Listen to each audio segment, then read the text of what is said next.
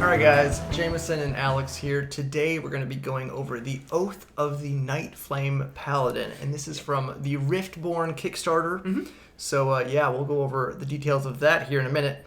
But if you're new to the channel, what we're going to do is go through all the abilities gained in the subclass. We're going to rate the roleplay, combat, and synergy based on the abilities gained in the subclass, how they improve the potential of the base class abilities. And of course, if you're new, don't forget to like, comment, and subscribe to be entered in our D&D Beyond Players Bundle giveaway. This free stuff is wonderful. All that being said, let's just get straight into this, guys. We are a paladin in this situation, so we have tenets as the only class that has such things as rules. Not just a flavor paragraph, it's a rules to live by if you are a paladin of the Nightflame. And it's the night belongs to me, purge the monster, protect the vulnerable, and tread the line. And that's that last one's the one that kind of gives you the idea of what you're looking at. And it says, though the darkness surrounds you, never let it consume you. Yes. And again, it kind of makes me think of like Batman.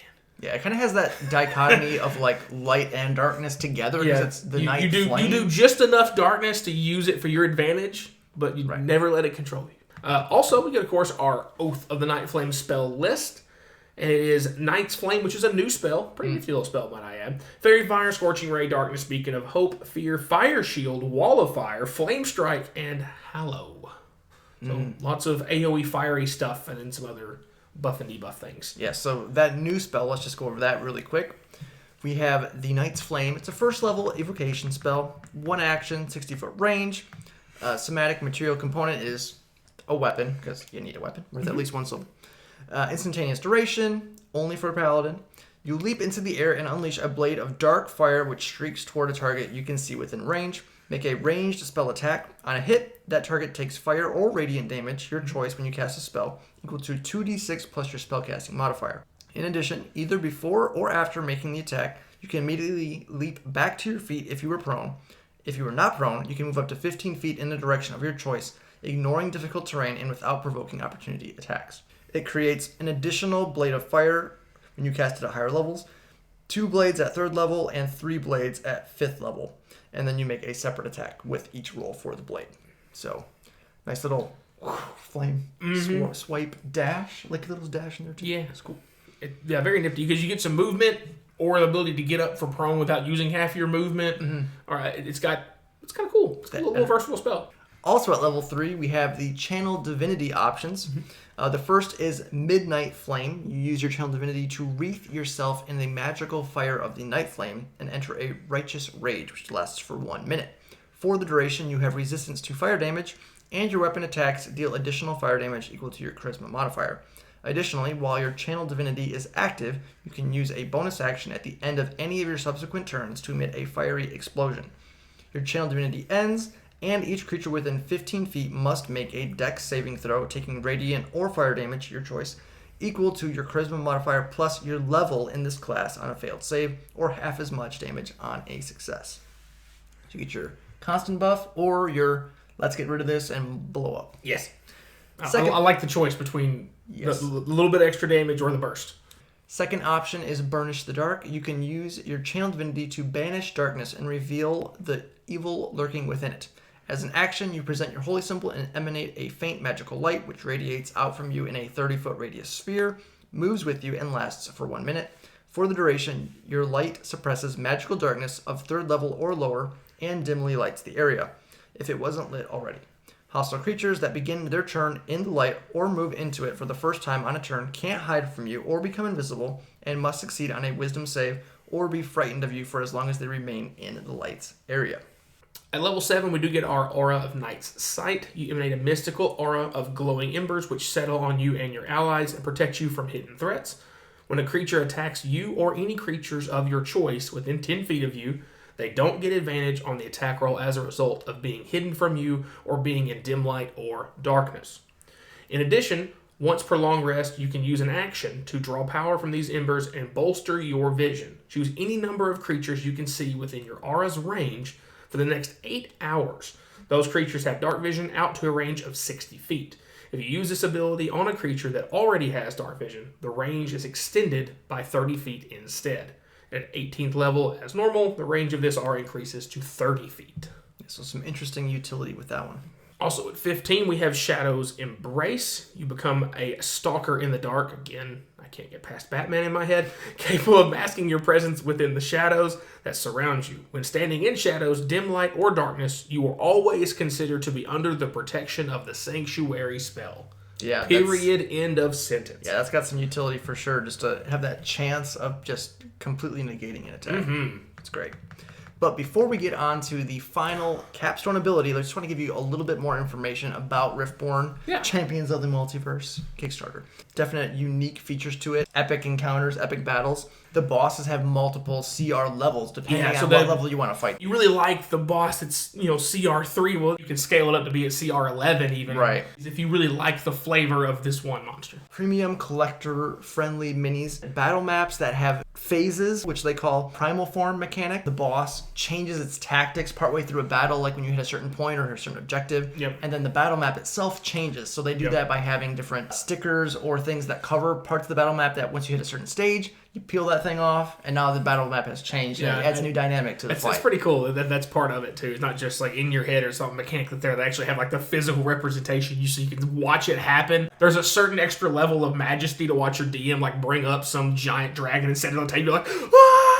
Yes. There's extra magic. The other thing I kind of thought interesting with this was the arena gameplay mechanic. So if you wanted to do like a tournament kind of thing, or like you're dropping your party into an arena, they have to fight like round 1, round 2, round 3. They have mechanics specifically in this Kickstarter for that. You've also got the item cards in there that shows like all the different bosses you fight. Here's the loot. Of course, there are new races in the book. Some new subclasses as well. Yep. Imagine that. Plug it in to any campaign. You have the different scaling options available, and it's going to give you a really dynamic, fun, unique experience with that. So make sure you guys check this one out. Don't miss out on it. Free demo content, a link to as well. So check that out. We'll have it down below. Finally, we get to the capstone, and if you're thinking you're going to get like the normal paladin avatar state, as I like to call it, where you just go bonkers for a minute, you would be wrong. Because that is not what this paladin does. You draw upon the power of the Nightflame to aid you, conjuring forth a pair of fire elementals, which appear... I just imagine it's like, wait, I'm not even fighting a druid, and we're summoning elementals. What the crap's happening? They appear in an unoccupied space within 10 feet of you, and as an action, you gain the following features, which last for 1 minute. The fire elementals are friendly to you and your companions and are tethered to you by a strand of flaming energy, preventing them from moving more than 30 feet from you in any direction. An elemental disintegrates and is destroyed if it ever gets more than 30 feet from you. The fire elementals follow your mental commands, no action required by you, move with you when you move, and take their turns immediately before or after yours, your choice each round. And that's kind of nifty that you get the option there. The fire elementals use your proficiency bonus in place of their own and have a bonus to their AC equal to your charisma modifier. So they're thick fire elementals.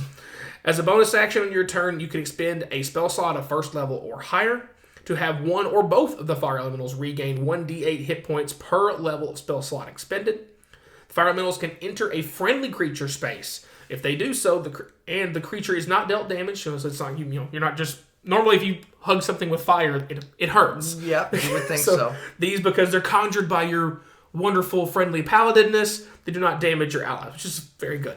Instead, they gain a +2 bonus to AC, essentially half cover, for as long as the fire elemental shares their space. And their weapon attacks deal additional fire damage equal to your charisma modifier. So a small defensive and offensive buff there. And wait, there's more. Whenever you or a friendly creature within 10 feet of you would be hit by an attack, you can use your reaction to interpose one of the fire elementals between the attacker and their target, causing that attack to automatically hit the elemental instead, regardless of its AC. So if it interposes for a sorcerer, it would hit the sorcerer, but it wouldn't hit the elemental because the AC difference. It hits them anyway because they're like sacrificing their body, so they're willingly be getting in the way to get hit. And as always, once you use the feature, you can't do it again until you finish a long rest. Yeah, so that's it. Those are the abilities. Nice little interesting capstone there. There's like a whole half a page. Bet you weren't expecting that kind of capstone. That's right. Because I definitely wasn't. It's like, do what for 1 minute? I was like, oh wait, no, I'm not doing anything. I'm summoning fire elementals. Oh, yay. Get that utility support roll. Speaking of, let's get right into the rating portion of the video. First up is the roleplay value asterisk. As always, talking about roleplay, we're talking about interacting with the world around you, interacting with NPCs, non-combat scenarios, avoiding combat, basically things outside of the initiative order. Not talking about your class fantasy, history, lore, background. That's on you as a player. We can't rate you but we can rate the abilities gained in the subclass and how they might improve your potential in those role play scenarios. So, all that being said, you do get some solid spell options with your spell list, especially in something like Hallow and Darkness, and maybe even some niche uses with stuff like Fairy Fire, which it can come into play. Anti-invisible things. Definitely can have its time and place. Yes. You get decent RP options for both of the Channel Divinity choices on there. You get, either resistance to fire damage, which a lot of stuff in the open world. There's lava, there's fire, traps, temples, all kinds of things. Fire is a very common damage type. So for exploration, for like dungeon delving, fire resistance can come into play. For sure, especially. So, and then of course the other option with the light and magical darkness, that can definitely come into play. Again, for exploration, dungeon delving, things like that. So some potential options for those. And then I think probably the biggest thing for me on this was being able to grant your entire party dark vision or extend their dark vision if they already have it. So it still has utility. It would totally fall under the feels bad situation if it was only granting dark vision and your entire party has dark vision. Right. And there can be certain circumstances where your whole party has 60-foot dark vision, but the threat that's looming is 90 feet away. So now you might be able to see something you otherwise would not have been able to. And when you really sit down and look at a battle map, whether it's digital or overhead, and you realize like how much space that is, that's an extra 30 foot in any direction. That's such a huge area to cover on a map to make sure you can see what may be coming at you or trying to get away from you either way. Yeah, for sure. So all that being said, we went with a 3.5 out of 5 for the roleplay. It has some solid options, but the RP really isn't the major focus of this subclass. You don't say. On to the combat side of things, as Jameson alluded to, it's a paladin, so B usually leans more in the combat directions, and it starts right off the gate with the spells, with the exception of Hallow. All of the rest of them have immediate combat use. End of story. And paladins are one of the few classes, I think, that are casters of any variety that can make really good use of their concentration spells. So getting stuff like Wall of Fire feels good because you're a paladin, you like using your spell slots for smiting stuff anyway. And you're not having to use your spell slots to heal all that often because you have lay on hands. Right. So throwing those extra, concentration-based fire spells pairs really well with what the class is trying to do as a whole. Of course, for Channel Divinity, you're getting a choice for some extra fire damage every turn or the chance to burst it. Again, the options versatility is wonderful. If you really needed the darkness reveal, especially before your aura kicks in, because you got a lot of lack of dark vision in your party, you could use it if you were trying to get ambushed in the dark. You could have a use for it in combat. You would hate to have to, but it's there if you needed to. And of course, with the aura itself, granting, like Jameson said, giving your rest of your party dark vision if they don't have it, or extending that range is going to be helpful. Because if you're having any combats at night, an extra 30 foot of vision is never a bad thing. Also, of course, with that same aura, stuff can't have advantage on hitting you if they're, from being hidden or things like that. So that's great because you're avoiding being taken advantage of in all the best ways. Then we get to where things get little Billy Goat and the Buck Wilds, because the fact that as long as you're in any sort of dim light or darkness, shadows, you're just always have the sanctuary spell effect on you, which is wonderful. Because now you literally are, at this point forward, you're just praying that every combat takes place in like a dark alley or in a cave underground or after the sun goes down, because you're like, you're not ever going to hit me. Right. And when you do, you're not going to like what happens after the fact. Because when I hit 20, I'm going to summon these two wonderful little fire friends, and it's not me you have to worry about. It's these two crazy people that aren't just out there only swapping at people with their fire damage. They're tankier than normal fire elementals because they're getting your charisma bonus to their AC. You can heal them to keep them alive longer. Then they can hug a friend and give them more AC and bonus fire damage. And they can be thrown in as like a sacrificial lamb to save your squishy wizard, sorcerer, whatever, taking hits. So they have this overwhelmingly great list of versatile options for what these fire elementals can do besides just get up there and whack something with a hot hand. So it's fantastic. The only challenge to me this really has is the same thing that all Paladin subclasses have, is like the best abilities are backloaded. Yeah. It is getting to that 15 and 20 when you go really wild. But just because of the general Paladin problem, we went with a 4.5 out of a possible 5. And this really leans into you're everyone's best friend Paladin because of what you get to do, especially once you get that capstone and your elementals are saving people's lives and defense and giving them more offense and everything else. Yeah, you do. Wonderful. You definitely can fall into that support kind of utility role for sure. And to make my comments as well, for the reason why it's not a higher score, why we hit that 4.5 there, not a 5, I'll kind of switch over into synergy now to go along with that. So one of the maybe biggest possible concerns with this is some of the stuff is based on your charisma modifier. This is true. For example, Sanctuary is going to be that wisdom save. Yep. And your charisma is going to need to be high to keep that save up. Otherwise, you're just going to keep getting hit anyways. There's just a smaller chance that you're not going to get hit. Right, and you're going to put stats into charisma anyway because it's for all your other spells, but it does make it all the more valuable to dump into charisma. So it's a kind of a question of how are you going to balance your strength, your constitution, and your charisma, and how you're going to handle that.